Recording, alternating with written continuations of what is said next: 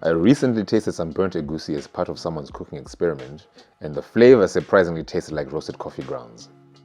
So naturally I ground the seeds up and brewed a fresh pot of the roast, and it mildly tastes like coffee with a heavy-handed splash of almond extract. I have experimented with using the liquid extract and the roasted egusi grounds in a few different ways, and today of course I'm going to be making ice cream with this ingredient.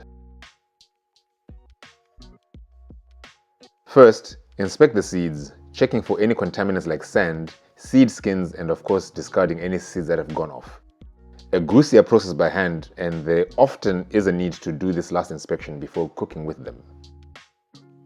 Roast the seeds in a dry pan over medium-high heat for several minutes with near constant stirring to ensure they cook evenly.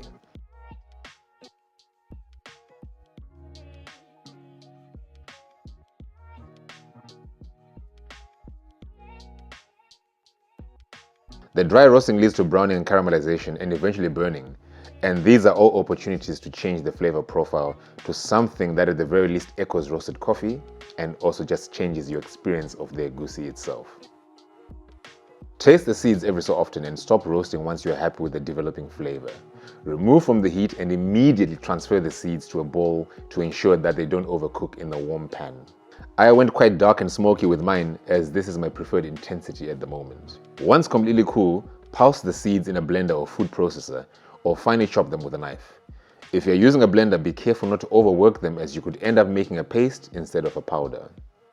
I brewed 120 grams of egusi grounds in about 800 milliliters of water and let this steep in a coffee plunger for about 5 minutes. You can boil the brew instead if you want a stronger tasting drink, but this leaves you with a blander flavor in the grounds, which we will be using later in the recipe. No wrong or right approach here, just play with your preferences. Press the plunger to filter the extract from the grounds and decant the liquid into a pan. I got about 650 milliliters and threw in 300 milliliters of brown sugar. Pop that on the stove and boil until the sugar dissolves, eventually cooking down and reducing the water volume by about half. As the water evaporates, the sugar will caramelize and you should end up with a viscous egusi extract syrup. Remove from the heat and also set this aside. Next, we're going to use the filtered egusi grounds to make some crunchy crumbs that will add some texture and nuttiness to the ice cream.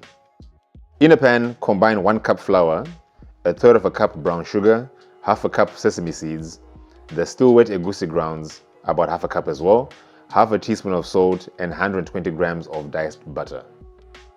Pop onto a stove on medium heat and mix everything together with a wooden spoon as the butter begins to melt. We're going to be here for at least 5 minutes with constant stirring, so do not do this step while distracted by another task. The crumbs can easily burn if you don't keep an eye on them.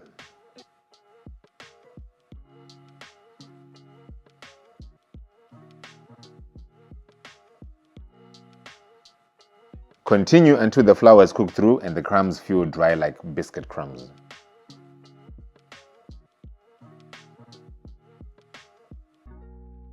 For the ice cream, use my basic ice cream recipe that you'll find in the description below. Churn your ice cream base until it's almost frozen, or you can slightly thaw some store-bought vanilla ice cream and fold in the toasted egusi and sesame seed crumbs. A half a cup of crumbs is perfect for 1 liter of ice cream, but you can definitely go as high as 1 cup if you really want it crunchy and chewy. Spoon your ice cream into a tub, alternating layers of ice cream with the caramel syrup and of course more crumbs if you'd like. This is a really rich dish, and I wouldn't recommend having this ice cream as part of a bigger dessert.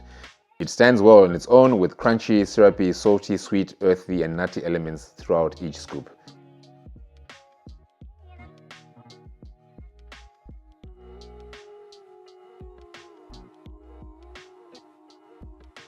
Pamsoroi.